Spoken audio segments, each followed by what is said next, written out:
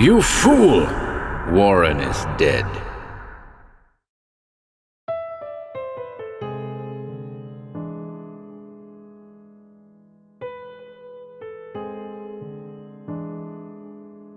Welcome to HorrorBabble. Today we're tackling the Noseless Horror by Robert E. Howard, first published in the February 1970 edition of Magazine of Horror. According to Glenn Lord, who submitted the story to the magazine, it was written prior to 1930. At a remote manor, a guest is drawn into a murder and a terrifying mystery linked to a stolen mummy and an old betrayal. Again, I hope you enjoy this one, and be sure to leave your thoughts on the story below.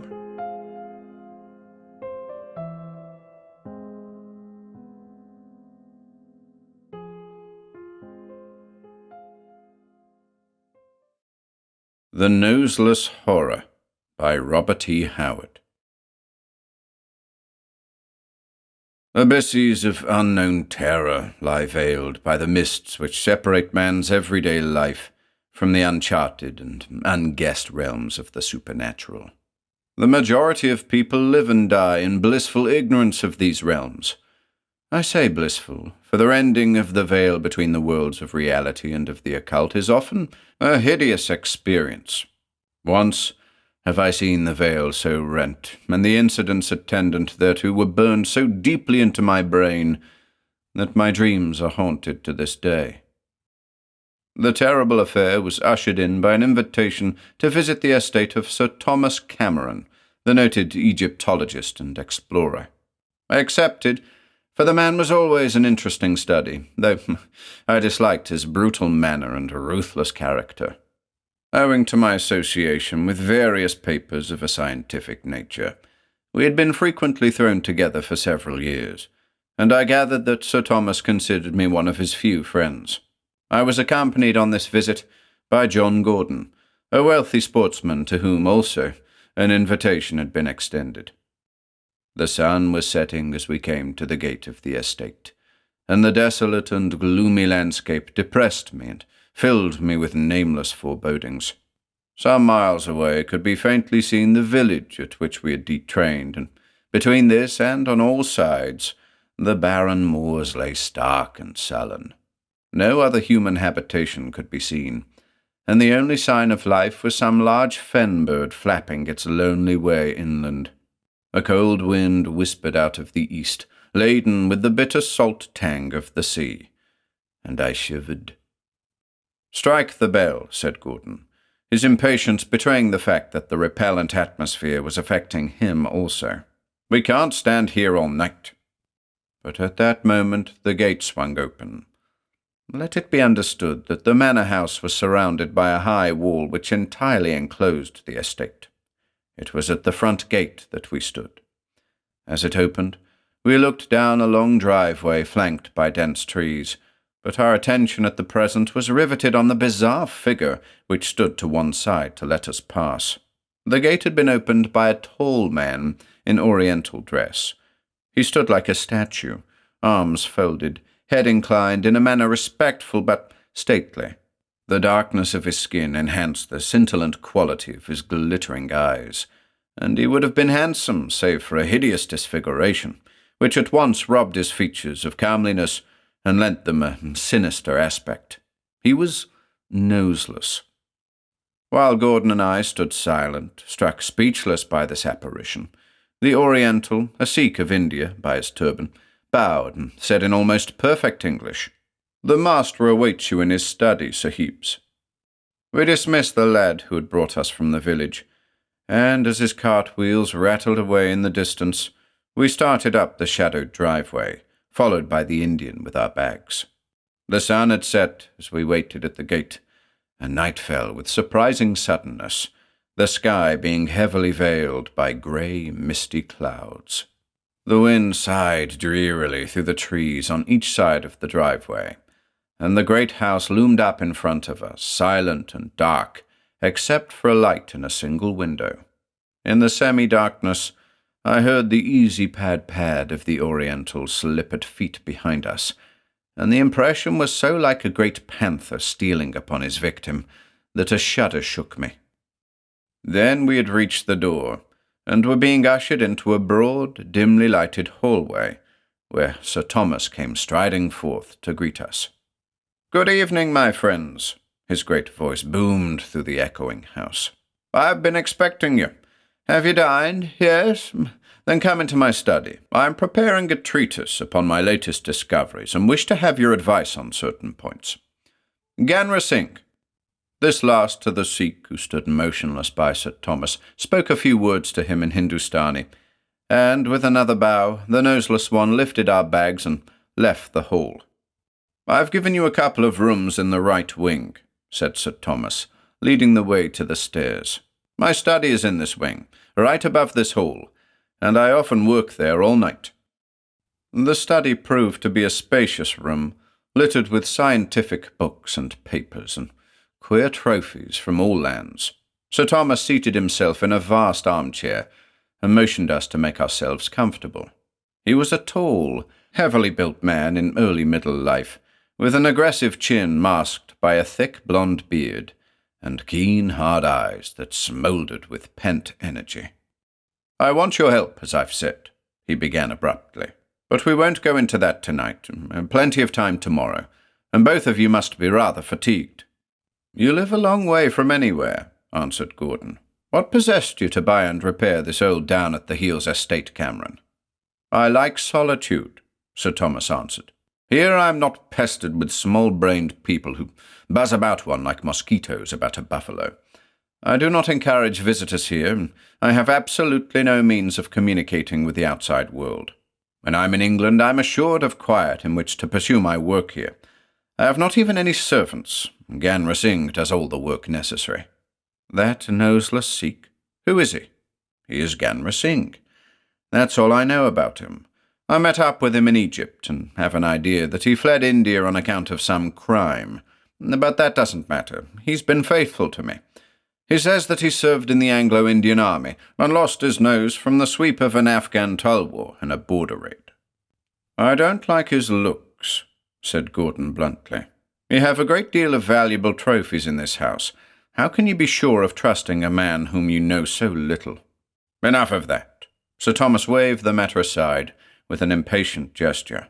"Ganra Singh is all right. I never make mistakes in reading character. Let us talk of other things.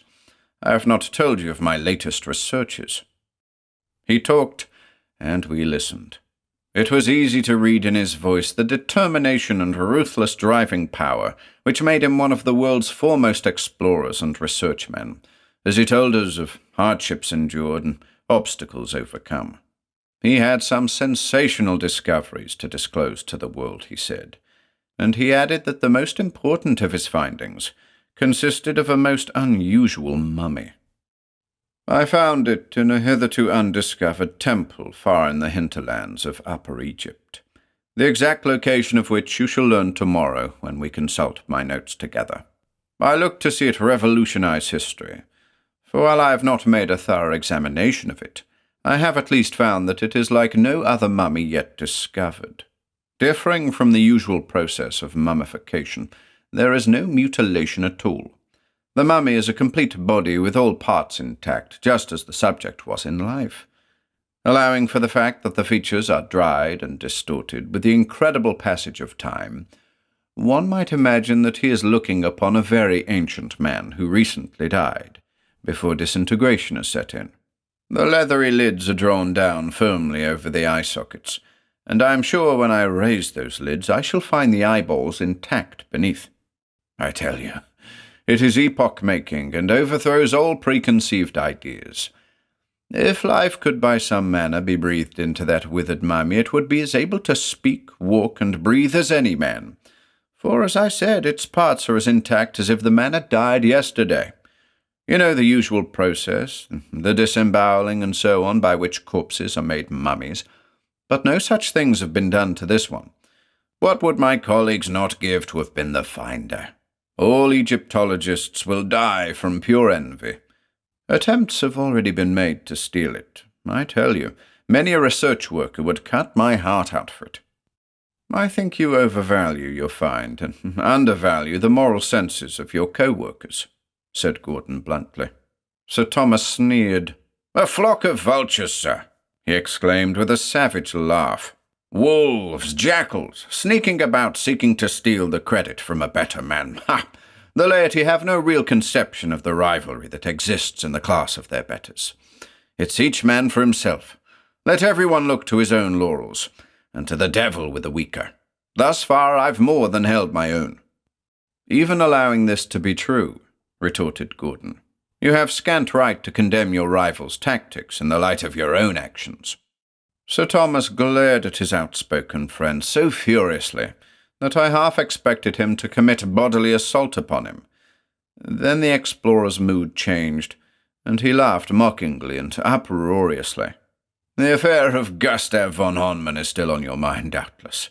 I find myself the object of scathing denunciations wherever I go since that unfortunate incident. It is, I assure you, a matter of complete indifference to me. I have never desired the mob's plaudits, and I ignore its accusations. Von Honman was a fool and deserved his fate. As you know, we were both searching for the hidden city of Gomar, the finding of which added so much to the scientific world. I contrived to let a false map fall into his hands and sent him away on a wild goose chase into Central Africa. You literally sent him to his death, Gordon pointed out. I admit that von Honman was something of a beast, but it was a rotten thing to do, Cameron. You knew that all the chances in the world were against him escaping death at the hands of the wild tribesmen into whose lands you sent him. You can't make me angry, answered Cameron imperturbably. That's what I like about you, Gordon. You're not afraid to speak out your mind. But let's forget von Honman. He's gone the way of all fools. The one camp follower who escaped the general massacre and made his way back to civilization's outpost said that von Honman, when he saw the game was up, realized the fraud and died swearing to avenge himself on me, living or dead. But that has never worried me. A man is living and dangerous, or dead and harmless, that's all. But it's growing late, and doubtless you are sleepy. I'll have Ganra Singh to show you to your rooms. As for myself, I shall doubtless spend the rest of the night arranging the notes of my trip for tomorrow's work. Ganra Singh appeared at the door like a giant phantom, and we said good night to our host and followed the Oriental. Let me here say that the house was built in shape like a double-ended eye. There were 2 stories, and between the 2 wings was a sort of court upon which the lower rooms opened. Gordon and I had been assigned 2 bedrooms on the first floor in the left wing, which let into this court. There was a door between them, and as I was preparing to retire, Gordon entered. Strange sort of a chap, isn't he? Nodding across the court at the light which shone in the study window. A good deal of a brute, but a great brain, marvellous brain. I opened the door which let into the court for a breath of fresh air. The atmosphere in these rooms was crisp and sharp, but musky as if from unuse. He certainly doesn't have many visitors. The only lights visible besides those in our 2 rooms was that in the upstairs study across the court. No. Silence fell for a space. Then Gordon spoke abruptly. Did you hear how von Honman died? No. He fell into the hands of a strange and terrible tribe who claimed descent from the early Egyptians. They're past masters at the hellish art of torture. The camp follower who escaped said that von Honman was killed slowly and fiendishly, in a manner which left him unmutilated, but shrunk and withered him until he was unrecognizable. Then he was sealed into a chest and placed in a fetish hut for a horrible relic and trophy. My shoulders twitched involuntarily. Frightful. Gordon rose, tossed away his cigarette, and turned toward his room. Getting late. Good night. What was that? Across the court had come a faint crash, as if a chair or table had been upset. As we stood, frozen by a sudden vague premonition of horror, a scream shuddered out across the night. Help! Help! Gordon! Slade! Oh, God! Together, we rushed out into the court. The voice was Sir Thomas's, and came from his study in the left wing. As we raced across the court, the sounds of a terrible struggle came clearly to us, and again Sir Thomas cried out like a man in his death agony. "He's got me! Oh God, he's got me!" "Who is it, Cameron?" shouted Gordon desperately. "Ganra Singh!" Suddenly the straining voice broke short, and a wild gibbering came dimly to us as we rushed into the first door of the lower left wing and charged up the stairs. It seemed an eternity before we stood at the door of the study, beyond which still came a bestial yammering. We flung open the door and halted aghast. Sir Thomas Cameron lay writhing in a growing pool of gore, but it was not the dagger sunk deep into his breast which held us in our tracks like men struck dead, but the hideous and evident insanity stamped on his face. His eyes flared redly, fixed on nothing, and they were the eyes of a man who is staring into purgatory. A ceaseless gibbering burst from his lips, and then into his yammering was woven human words. "Noseless, the noseless one." Then a rush of blood burst from his lips, and he dropped on his face. We bent over him and eyed each other in horror. "Stone dead," muttered Gordon. "But what killed him?" "Ganra Singh," I began. Then both of us whirled. Ganra Singh stood silently in the doorway, his expressionless features giving no hint of his thoughts. Gordon rose, his hand sliding easily to his hip pocket. "Ganra Singh, where have you been?" "I was in the lower corridor, locking the house for the night. I heard my master call me, and I came. Sir Thomas is dead. Do you have any idea as to who did the murder?" "No, Sahib. I am new to this English land. I do not know if my master had any enemies." "Help me lift him on this couch." This was done. "Ganra Singh, you realize that we must hold you responsible for the time being. While you hold me, the real killer may escape." Gordon did not reply to this. "Let me have the keys to the house." The Sikh obeyed without a word. Gordon then led him across the outer corridor to a small room in which he locked him, first assuring himself that the window, as all the other windows in the house, was heavily barred. Ganra Singh made no resistance. His face showed nothing of his emotions. As we shut the door, we saw him standing impassively in the center of the room, arms folded, eyes following us inscrutably. We returned to the study with its shattered chairs and tables, its red stain on the floor, and the silent form on the couch. "There's nothing we can do until morning," said Gordon. "We can't communicate with anyone, and if we started out to walk to the village, we should probably lose our way in the darkness and fog. It seems a pretty fair case against the Sikh." Sir Thomas practically accused him in his last words. "As to that, I don't know. Cameron shouted his name when I yelled, but he might have been calling the fellow. I doubt if Sir Thomas heard me. Of course, that remark about the noseless one could seem to mean no one else, but it isn't conclusive. Sir Thomas was insane when he died." I shuddered. "That, Gordon, is the most terrible phase of the matter. What was it that blasted Cameron's reason and made of him a screaming maniac in the last few minutes he had to live?" Gordon shook his head. "I can't understand it. The mere fact of looking death in the eyes never shook Sir Thomas's nerve before. I tell you, Slade, I believe there's something deeper here than meets the eye. This smacks of the supernatural, in spite of the fact that I was never a superstitious man. But let's look at it in a logical light. This study comprises the whole of the upper left wing, being separated from the back rooms by a corridor which runs the whole length of the house. The only door of the study opens into that corridor. We crossed the court, entered a lower room of the left wing, went into the hall into which we were first admitted, and came up the stairs into the upper corridor. The study door was shut, but not locked, and through that door came whatever it was that shattered Sir Thomas Cameron's brain before it murdered him. And the man, or thing, left the same way, for it is evident that nothing is concealed in the study, and the bars on the windows prohibit escape in that manner. Had we been a few moments quicker, we might have seen the slayer leaving. The victim was still grappling with the fiend when I shouted, But between that instant and the moment we came into the upper corridor, there was time for the slayer, moving swiftly, to accomplish his design and leave the room. Doubtless he concealed himself in one of the rooms across the hall and either slipped out while we were bending over Sir Thomas and made his escape, or, if it were Ganra Singh, came boldly into the study. Ganra Singh came after us, according to his story. He should have seen anyone trying to escape from the rooms. The killer might have heard him coming and waited until he was in the study before emerging. Oh, understand, I believe the Sikh is the murderer, but we wish to be fair and look at the matter from every angle. Let's see that dagger.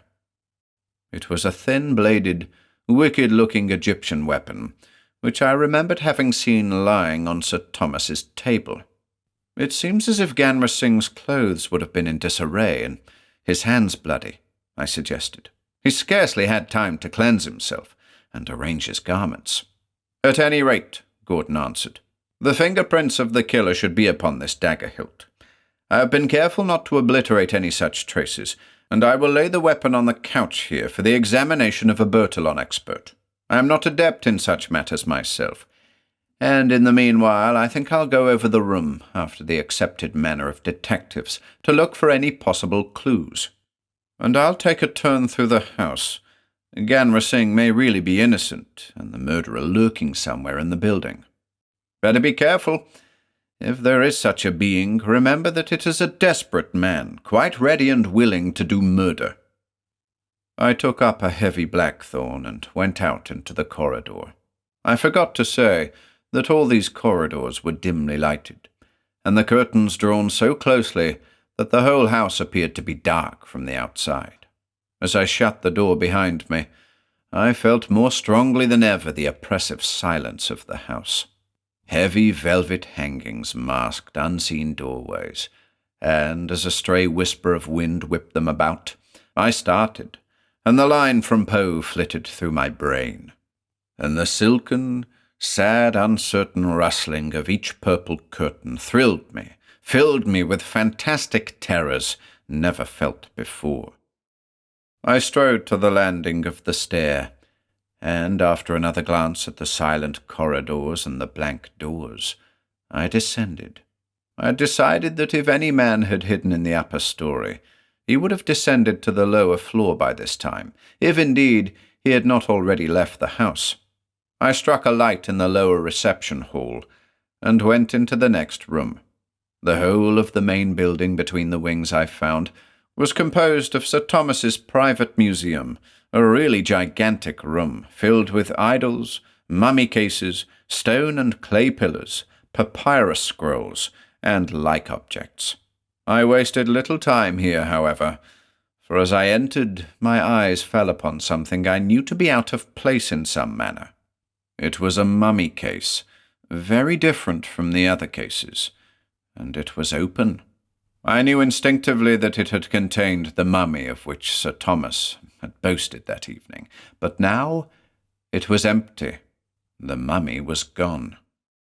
Thinking of his words regarding the jealousy of his rivals, I turned hastily and made for the hall and the stair. As I did so, I thought I heard somewhere in the house a faint crashing. I had no desire, however, to further explore the building alone, and armed only with a club. I wished to return and tell Gordon that we were probably opposed to a gang of international thieves. I had started back toward the hall when I perceived a staircase leading directly from the museum room, and it I mounted, coming into the upper corridor near the right wing. Again the long, dim corridor ran away in front of me, with its blank, mysterious doors and dark hangings. I must traverse the greater part of it in order to reach the study at the other end, and a foolish shiver shook me as I visualized hideous creatures lurking behind those closed doors. Then I shook myself. Whatever had driven Sir Thomas Cameron insane, it was human, and I gripped my blackthorn more firmly and strode down the corridor. Then, after a few strides, I halted suddenly, the short hairs prickling at the back of my neck, and my flesh crawling unaccountably. I sensed an unseen presence and my eyes turned as drawn by a magnet to some heavy tapestries which masked a doorway. There was no wind in the rooms, but the hangings moved slightly. I started, straining my eyes on the heavy dark fabric until it seemed the intensity of my gaze would burn through it, and I was aware instinctively that other eyes glared back. Then my eyes strayed to the wall beside the hidden doorway. Some freak of the vague light threw a dark, formless shadow there, and as I looked, it slowly assumed shape, a hideous, distorted goblin image, grotesquely manlike and noseless. My nerve broke suddenly.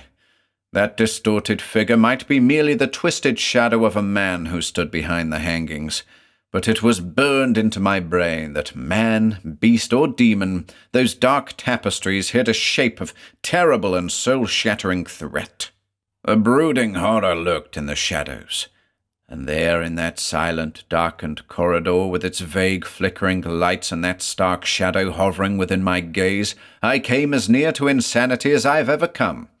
It was not so much what met my eyes and senses, but the phantoms conjured up in my brain, the terrible dim images that rose at the back of my skull and gibbered at me. For I knew that for the moment the commonplace human world was far away, and that I was face to face with some horror from another sphere. I turned and hurried down the corridor, my futile blackthorn shaking in my grasp, and the cold sweat forming in great beads upon my brow.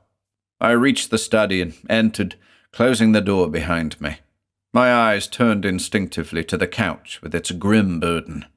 Gordon leaned over some papers on a table, and he turned as I entered, his eyes alight with some suppressed excitement. "Slade, I found a map here drawn by Cameron, and, according to it, he found that mummy on the borders of the land where von Honman was murdered." "The mummy's gone," I said. "Gone? By Jupiter, maybe that explains it. A gang of scientific thieves. Likely Ganra Singh is in with them. Let's go talk to him." Gordon strode across the corridor, I following. My nerve was still shaken, and I had no use to discuss my recent experience. I must get back some of my courage before I could bring myself to put the fear I had felt into words. Gordon knocked at the door. Silence reigned.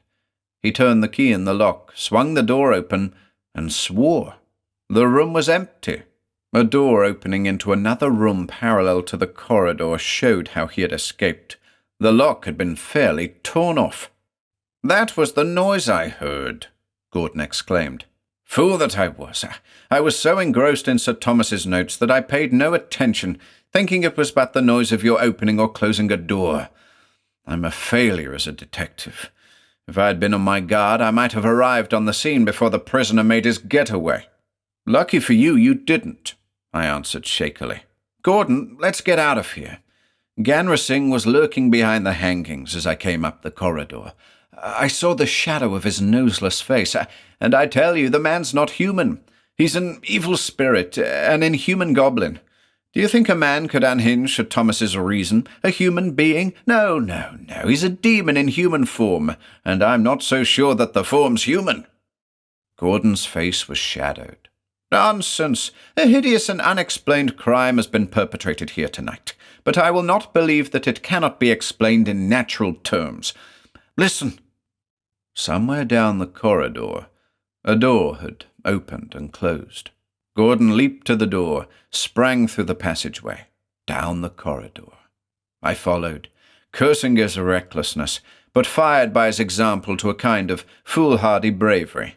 I had no doubt but that the end of that wild chase would be a death grapple with the inhuman Indian, and the shattered door lock was ample proof of his prowess, even without the gory form which lay in the silent study. But when a man like Gordon leads, what can one do but follow? Down the corridor we sped, through the door where we had seen the thing vanish, through the dark room beyond, and into the next. The sounds of flight in front of us told us that we were pressing close upon our prey. The memory of that chase through darkened rooms is a vague and hazy dream, a wild and chaotic nightmare. I do not remember the rooms and passages which we traversed. I only know that I followed Gordon blindly and halted only when he stopped in front of a tapestry-hung doorway, beyond which a red glow was apparent. I was amazed, breathless. My sense of direction was completely gone. I had no idea as to what part of the house we were in, or why that crimson glow pulsed beyond the hangings. "This is Ganra Singh's room," said Gordon. "Sir Thomas mentioned it in his conversation. It is the extreme upper room of the right wing. Further he cannot go, for this is the only door to the room, and the windows are barred. Within that room stands at bay the man, or whatever, that killed Sir Thomas Cameron." "Then in God's name let us rush in upon him before we have time to reconsider and our nerve breaks," I urged, and shouldering past Gordon, I hurled the curtains aside. The red glow, at least, was explained. A great fire leaped and flickered in the huge fireplace, lending a red radiance to the room, and there at bay stood a nightmarish and hellish form, the missing mummy. My dazed eyes took in at one glance the wrinkled, leathery skin, the sunken cheeks, the flaring and withered nostrils from which the nose had decayed away. The hideous eyes were open now, and they burned with a ghastly and demoniac life. A single glimpse was all I had, for in an instant the long, lean thing came lurching headlong at me, a heavy ornament of some sort clutched in its lank and taloned hand. I struck once with the blackthorn, and felt the skull give way, but it never halted, for who can slay the dead? And the next instant I was down, writhing and dazed, with a shattered shoulder bone, lying where the sweep of that dried arm had dropped me. I saw Gordon at short range fire 4 shots point-blank into the frightful form, and then it had grappled with him, and as I struggled futilely to regain my feet and re-enter the battle, my athletic friend, held helpless in those inhuman arms, was bent back across a table until it seemed his spine would give way. It was Ganra Singh who saved us. The great Sikh came suddenly through the hangings like an arctic blast and plunged into the fray like a wounded bull-elephant, with a strength I have never seen equalled, and which even the living dead man could not resist. He tore the animated mummy from its prey and hurled it across the room. Borne on the crest of that irresistible onslaught, the mummy was flung backward until the great fireplace was at its back.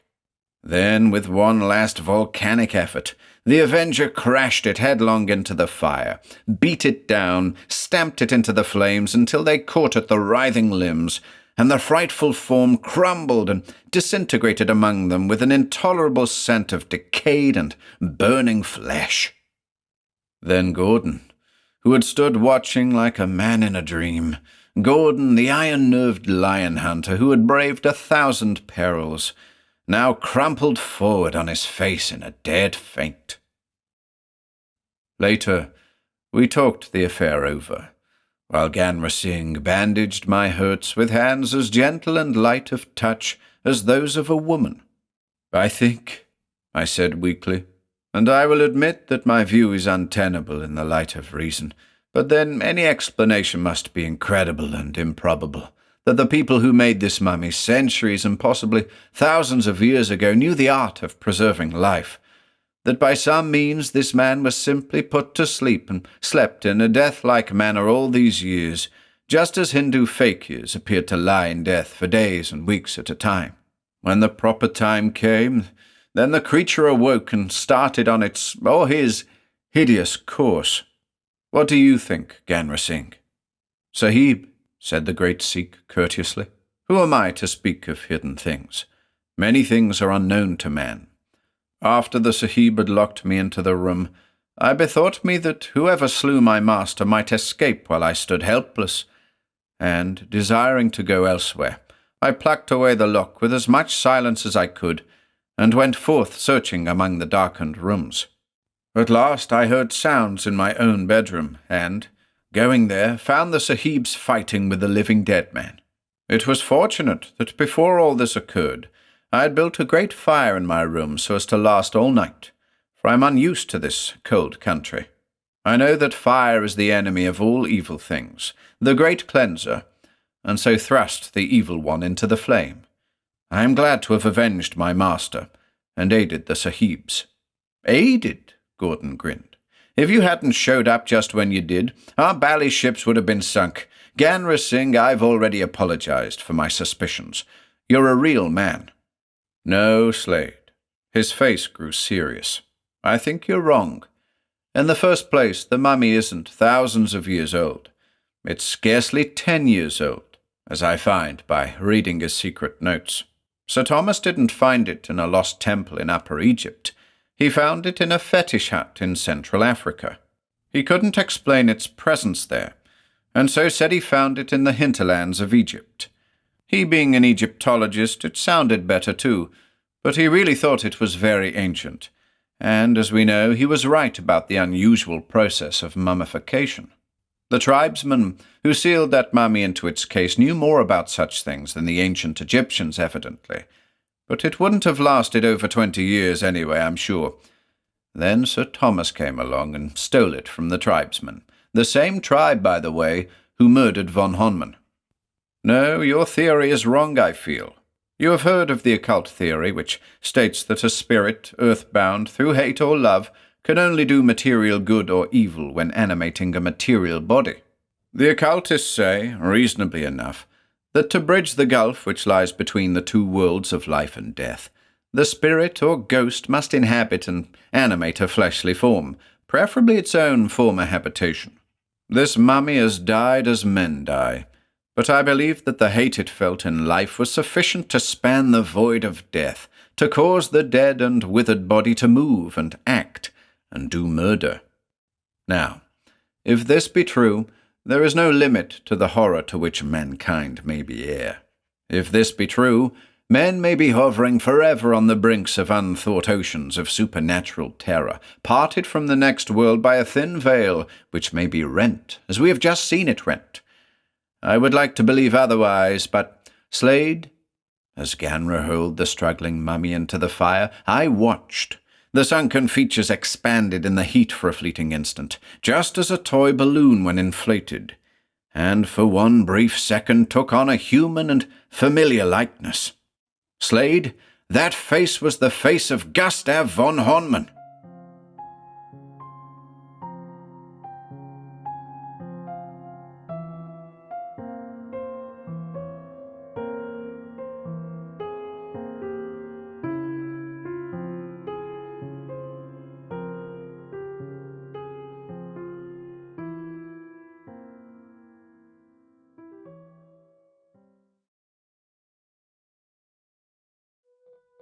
If you enjoyed listening today, be sure to subscribe to the channel by hitting the red subscribe button below. After doing so, click the bell icon next to the subscribe button to receive new content notifications. If you'd like to support our work and receive exclusive perks, consider becoming a channel member by clicking the join button below. To support us in other ways, see the video description for links to our Bandcamp and Patreon pages, and further information relating to our releases on Audible, iTunes, and Spotify. And until next time.